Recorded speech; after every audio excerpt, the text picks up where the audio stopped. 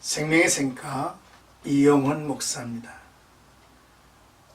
요즘 내 주위를 살펴보니까 병든 자도 많고 또 약한 자도 많고 삶에 지쳐 쓰러져 있는 형제 자매들도 많이 있음을 봅니다.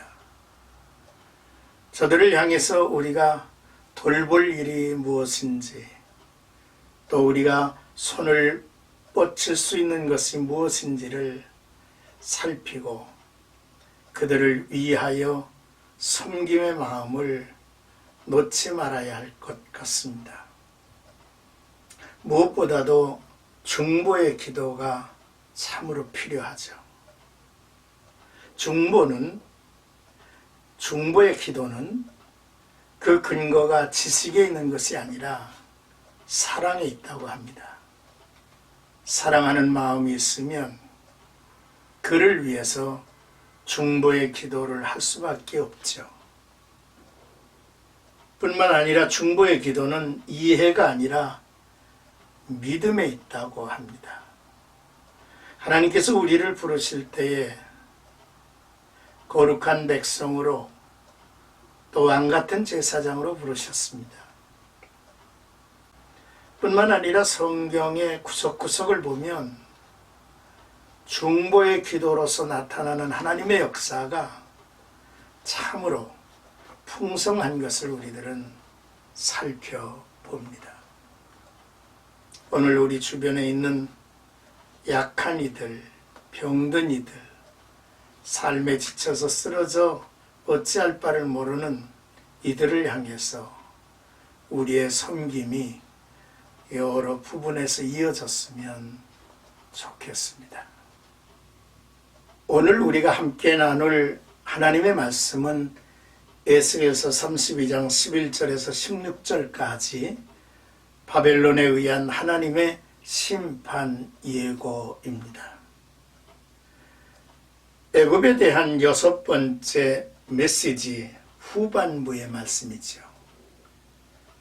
전반부는 3절에서 10절까지 애굽 왕 바로를 악어와 열국의 빛에 비유하여 하나님의 심판을 말씀한 데 이어서 오늘 본문 11절에서 16절에는 보다 직접적으로 바벨론에 의해서 애굽이 몰락할 것을 묘사하고 있습니다.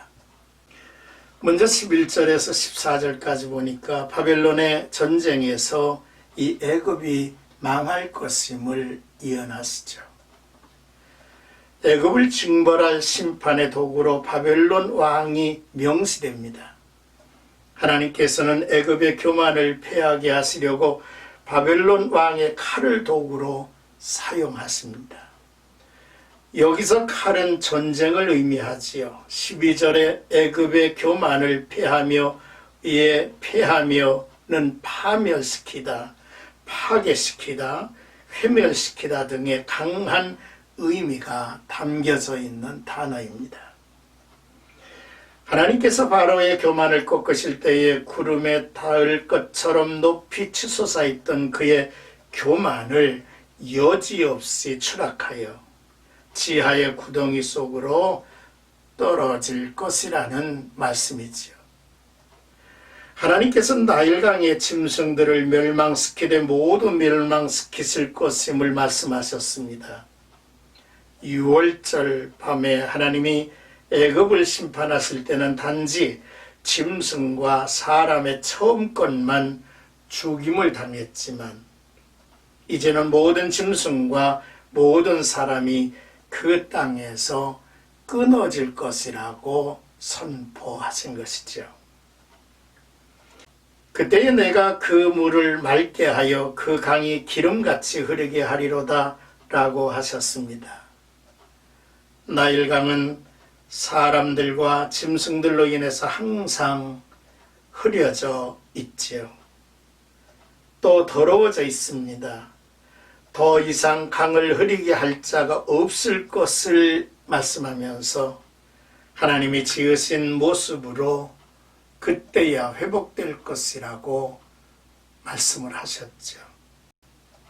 자, 이제 15절에서 16절까지는 애굽의 영화와 풍요가 사라질 것임을 선포하십니다.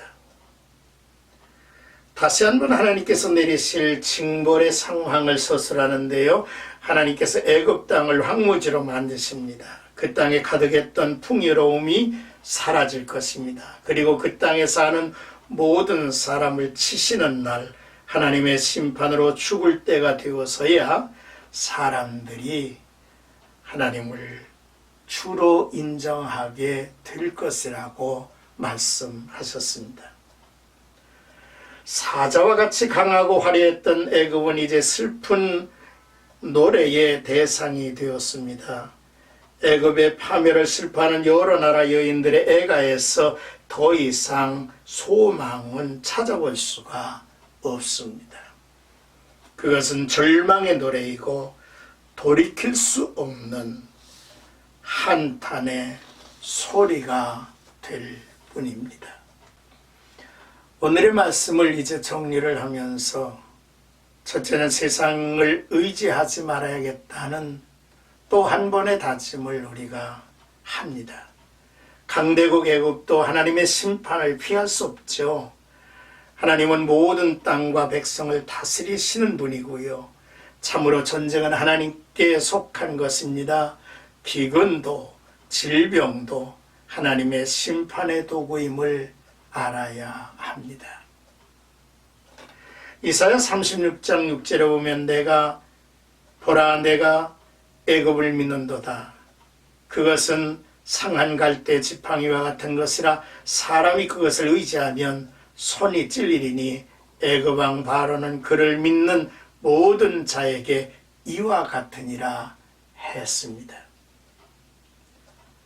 그러므로 요한 1서 2장을 보면 이 세상이나 세상에 있는 것들을 사랑치 말라. 누구든지 세상을 사랑하면 아버지의 사랑이 그 속에 있지 아니하니라고 말씀을 하셨습니다. 둘째로 인간은 교만을 내려놓아야 합니다. 남다른 것이 내게 있다면, 남이 갖지 아니한 권력이나 재물이 내게 주어졌다면 그것을 주신 이가 하나님이심을 알아야 합니다. 예레미야 50장 32절의 말씀을 보니까 교만한 자가 걸려 넘어지겠고 그를 일으킬 자가 없을 것이며 내가 그의 성읍에 불을 지르리니 그의 주위에 있는 것을 다 삼키리라 했습니다. 잠언 16장 5절을 보면 물은 마음이 교만한 자를 여호와께서 미워하시나니 피차 손을 잡을지라도 벌을 면치 못하리라 했습니다. 애굽은 교만을 내려놔야 하죠. 또한 이스라엘은 이 교만한 애굽과 손을 잡으면 안 됩니다. 그를 의지하고 그와 동맹을 맺으면 안 되죠. 왜냐하면 하나님이 더불어 심판하시기 때문입니다. 셋째로 세상을 더럽히고 파괴하는 일은 인간의 욕망과 죄악 까닭이라고 하는 사실을 우리는 잊지 말아야 합니다. 애굽의 땅과 바다를 더럽힌 것은 바로 애굽의 왕과 그의 백성들입니다.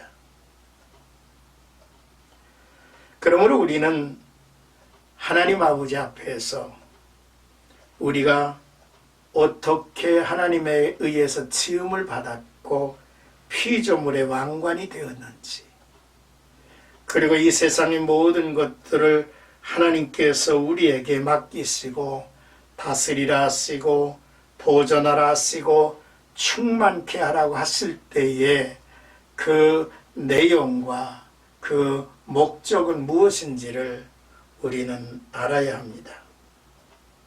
인간의 욕망이 하나님이 지으신 피조물, 하나님이 지으신 이 자연을 결코 죄악으로 파괴해서는 안 된다는 사실이죠.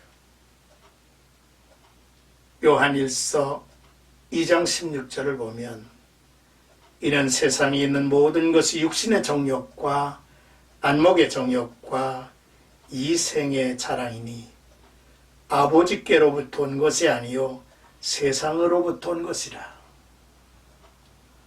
또한 베드로 후서 1장 4절에 보니까 그 보배롭고 지극히 큰 약속을 우리에게 주사 이 약속으로 말미암아 너희가 정욕 때문에 세상에서 썩어질 것을 피하여 신성한 성품에 참여하는 자가 되게 하려 하셨느니라고 말씀을 하셨습니다. 그렇습니다.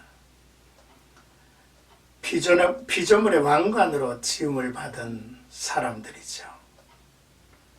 이 세상을 다스리고 보존하고 충만케 하라고 하는 명령을 받은 피조물의 왕관들입니다. 우리가 잘못 삶으로 인해서 세상을 망가뜨리는 일이 없기를 주님의 이름으로 축복합니다.